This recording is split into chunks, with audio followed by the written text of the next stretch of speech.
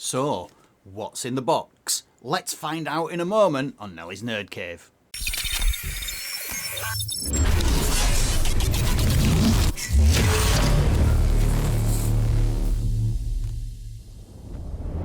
Hi everyone and welcome back to Nelly's Nerd Cave, where I do reviews and unboxings, and today is no different. Today I'm going to be reviewing this particular thing. This is the Manba One wireless gaming controller. And again, this is something that I probably wouldn't normally do on my channel because I'd review normally just PCs and stuff like that. But I thought I'd give this a go. But this product is really cool and it ticks a lot of different boxes that I would want if I was out there shopping for a particular gaming controller. And this is definitely a controller that would catch my attention. Let's start with the price. So this comes out at around about £50 to £60 depending on the deal that you're getting. So it isn't super cheap, it's kind of mid-range. But it's also not really that expensive, especially when you compare it to other high-end controllers like the super duper Xbox ones, which I have looked at before, and they're in the hundreds of pounds. So £50 to £60 is pretty good. It's a really good price, especially considering what you actually get with this particular device. So starting off, the main selling point is going to be this is a controller that has a small display on it. You can use this to change a bunch of different settings, but you also have all effect joysticks on the top.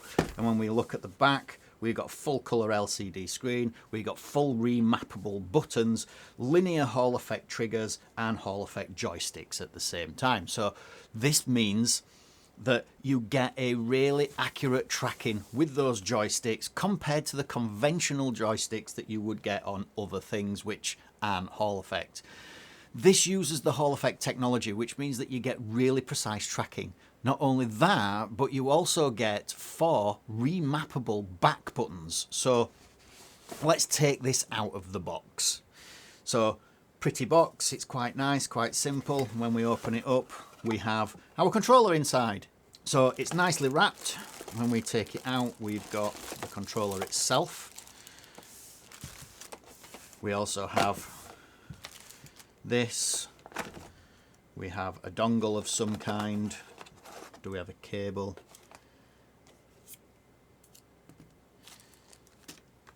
Yes, we do. All right, so let me get rid of that. So first of all, let's unwrap the controller. So what I got was the white one, as they claim, but it's clear.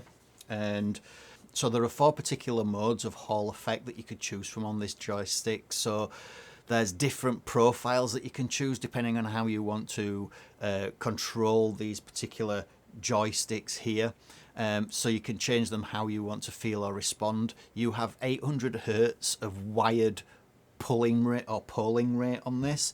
So on the top here we have a USB-C. It comes with a USB-C cable. It's just a standard one, and it's one of them hard ones. It would be nice if this was, for the price, probably a silicon wire. It would be much nicer to handle. It comes with a screen protector already on, but it also comes with a spare screen protector so that you can change it if anything goes wrong. Really good value there straight away. So the black one also comes like this, but you can't see any of the internals here on the black one. But this one you can take off, or should be able to take off, the outside. Yeah, so you could take off the clear plastic. He says not being able to do it because this is the first time he's used it.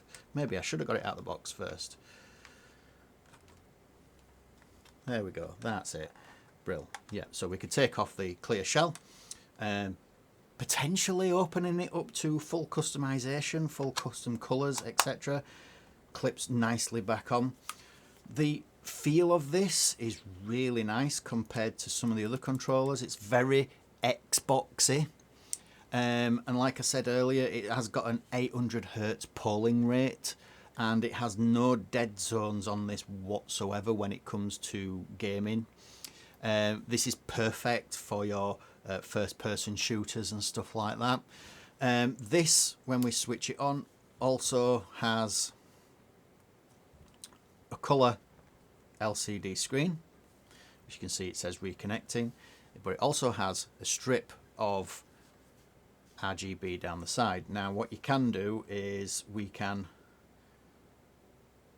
change the settings for this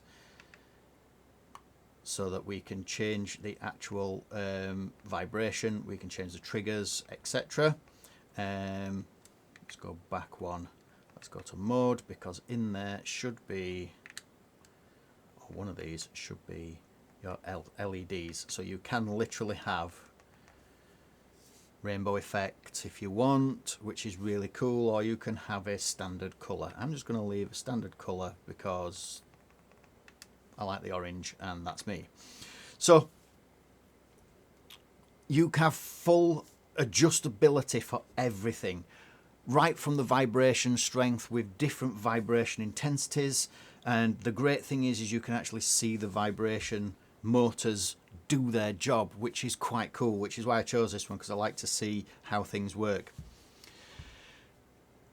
In the package, you don't just get the joysticks and the Joy-Cons, or whatever you want to call them, with the standard, but you also get this little packet here.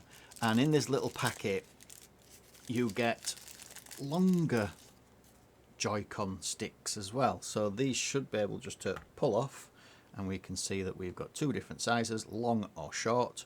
I'm just going to leave the short ones on for now.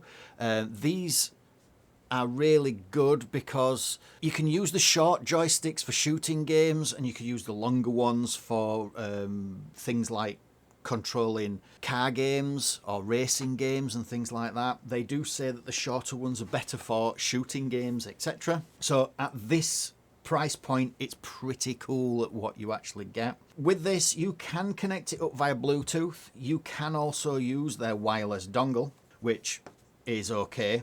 But this particular charger, this particular controller has three little pogo pin inserts on the back, and we'll come back to the back of this shortly. But you actually get in the packet a dock. So you have your three pogo pins on the dock, and you have the logo on the front, which is nice. But underneath, what you get is you get this little trapdoor, and in this little trapdoor right at the end, I don't know if you can see that properly, but there is a USB socket. You can put this here directly into the USB socket. Not being able to do it because USBs go in 3 different ways before you put them in. Yep, so this way from what I gather. Then you put that back on, then you charge it in the back, and then all you have to do then is stand your controller on it and it will charge. Really, really useful. You know, sometimes you get some of these things that from friends and they need new batteries, they're flat, they don't work, etc. Good thing is we have a battery indicator on screen, which is really useful as well to have. So with this model you get the 2-inch screen. It's very similar to an Xbox shape.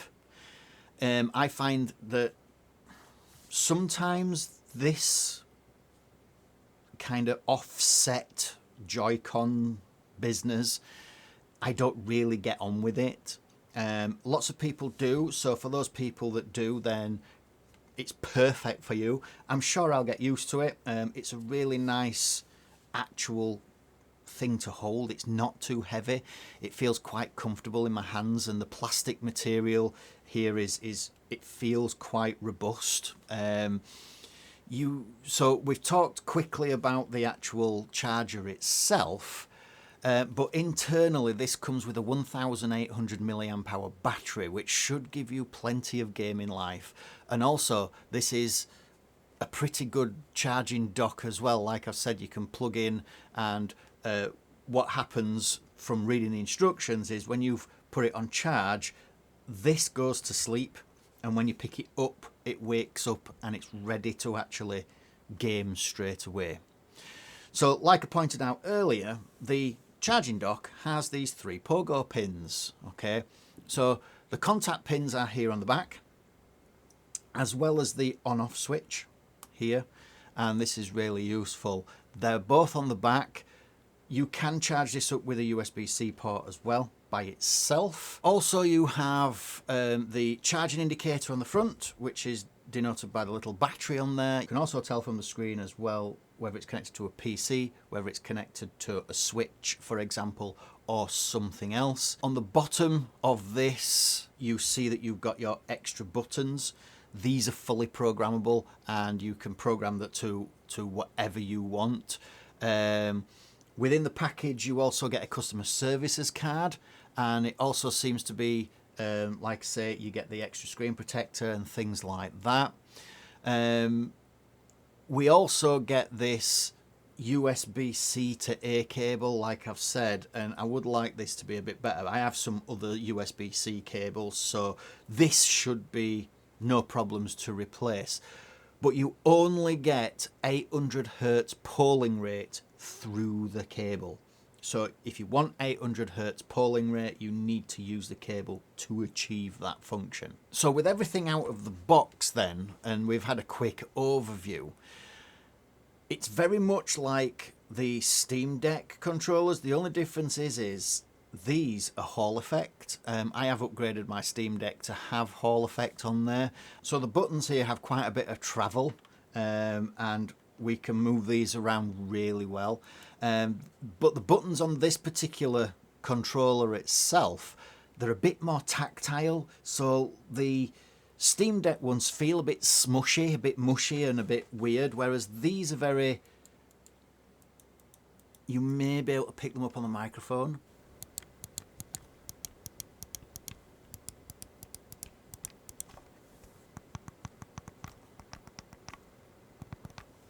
They're very, very tactile. They're very nice. They have less travel than the Steam Deck buttons, and they feel really good to use. So these have some really good pre and post travel. The D-pad on the Steam Deck is pretty quiet, but this one again feels a bit more tactile, but still quite silent. It feels really smooth. The joysticks feel really smooth to use, and they're really good. So honestly, I don't feel that it's too different from the Steam Deck, but I'm sure the Hall effect will make them track a lot more accurately. There's also no dead zones on this, and also pressing in the joysticks again feels very tactile. You can see that the bottom, you have the start and back buttons. So the bottom here, you have the start and back buttons, as well as the home, etc. And these just feel like normal, regular buttons, which is nice. The right and left, as well as the triggers, feel really good, and again, feel very tactile. Nothing out of the ordinary. They just feel like kind of regular buttons, to be honest, and they're just textured as well, which makes them really nice to feel and touch, so that you know that you're actually doing that. So here, when we flip it over on the back, like we've seen already, we have a few of these buttons, and these are linear switch Hall effects trigger switches. So what you can see is, you can see that you have two switches here. You have a long travel for each one of these, and you can flick the switches and you have a much shorter travel, which gives you really good response for things like shooting games and trigger depressors, which can be useful depending on which game you're actually playing. You also have these 4 little programmable buttons here, which I did mention earlier. They can be remapped to absolutely anything that you want, as well as the on-off switch, which is the most important. And then obviously you have your 3 contact prongs, which I pointed out before. So when gripping the controller normally, it's very easy to press these buttons on the back. The Steam Deck buttons, I seem to have an issue sometimes pressing them, because they feel a bit clunky and a bit too low. And it's nice, like I mentioned, the faceplate is fully removable, so if you pull it up and pull it off, so you can literally take it straight off like this, you could replace it with another one. This clear version comes with the white, and it's pretty cool, and it lets you see the controller like I mentioned earlier. But overall, it feels pretty nice in your hand. It's pretty light controller considering it is a plastic body, but it in no ways does that actually make it feel cheap in any way. It's slightly heavier than other controllers that I've handled before. Alright, so now I have this controller, let's have a quick look at the menu. So you can see that we can do pairing, and it tells us that we are reconnecting at this time, and we can do things like pairing via Bluetooth. So again, if we hold this home button down for 3 seconds, it should take us back into hit this. We've got pairing mode, and what we can do is we can change the mode, whether it's a PC, whether it's the Switch where we're using Bluetooth, Android where we're using Bluetooth, or the iOS where we're using Bluetooth. The PC, we can use a receiver, etc. The Switch, we can use a receiver or Bluetooth. Again, we can use Bluetooth for Android and iOS. So really, really useful. All you do is you literally just switch it over, click Bluetooth, off you go, connect it to your device, and then everything is then controlled through there. You can then go in and you can change things like profile. So again, if we go back, we do have some other settings as well, and we've got different configurations. So you've got config 1, config 2, 3 and switch, and each one you can go over and you can change the button configurations for each individual section, etc. What the joysticks are like. So again, we can set the joystick dead zone curves, and with this you actually get some predetermined curves. I went back instead of the correct place, and you can have the default, you can have immediately. So if we select that and then we go back, you'll see that now we've got a bigger curve on there. And again, if we go to latency mode, the curve changes again completely. So you can customize this how you want. I'm going to leave it on default until I kind of get used to it. And what you can do is you can do each individual joystick separately so that you can tailor it as you want. You can then change the dead zones. So in here we can change the dead zones to the left and right joysticks, etc. And you can change it to whatever you require, and you can make it more or less sensitive depending on who you are. Also within the display function, we can then do the brightness of the screen. So we can change this to the brightness of the screen. As you can see, it goes quite dim, or even still the brightness isn't very bright. We can change the colors of the LEDs. We can then change the mode, whether it's close, always on, or breathing. Really useful again to customize it how you fancy. In the more, you've got languages, so you can change it to a different language. You've got a calibration, and you've also got a button testing, so you can test each individual button, and it tells you what's going on with each one and if it's functioning or not. And then what do we do to get out of that? Minus back. Okay, brill. Okay, now let's actually see what this controller's like in a game, and if there's any noticeable latency and just how it feels. So first of all, I'm going to play a bit of Hollow Knight. I haven't really had this very long, and I recently just got started with it, so I'm pretty much at the very beginning of this particular game. Let's see what it's like. So again, the buttons feel really good when I'm pressing them. I'll skip all the bits. Like I say, haven't had this game very long at all. So really, it's just one of them things where I'm just making sure it's all right. The vibrations feel good. Wow, there's literally no latency at all with this.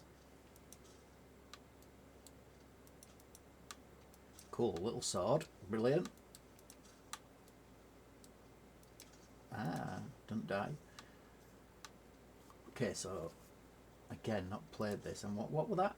I just think I collected something. Oops. Oh yeah, I must collect these things.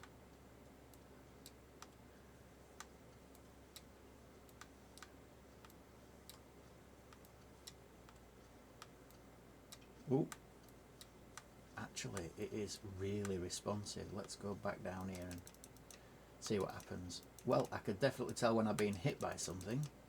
Because the controller actually vibrates really nice. And when I'm charging up, that feels really nice as well. Let's collect some of these. So yeah, it feels really nice. It's quite a tactile feel. And the machine that I'm playing this game on is probably the worst computer on the planet. It's one of them stupid little thin clients that they use in offices, and it's playing this remarkably well, and it feels really solid. It feels really nice. There's no latency. The vibrations are really fantastic. It feels very uniform across the board, and it just feels so good to use. So I'm going to persist with this. And I know I said I didn't particularly like the up-down of this, but I'll persist and I'll have a go with it, just so that I've given it a fair shot more than anything. The only problem with this is that it doesn't have a headphone port like the Xbox ones do, where you can plug headphones in, but I'm not going to use it for headphones and things like that. I'm just going to play. And again, my only real concern is the quality control for this. You know, how easy is it to get these front shells? You know, how easy is it to get that if that's all scratched up? I will check the website, but I'm assuming that it probably costs an absolute fortune to buy that front shell bit. But we can have a look. It should be pretty straightforward to fix. But yeah, this is the Manba One controller. And if you really want to check it out, by all means do so. And I hope you particularly like this video and you learnt something from it. If you did, don't forget to like, don't forget to subscribe, hit that bell as well, and you'll be notified when I do some updates and when I've got my next videos out. And until the next one, I will see you later.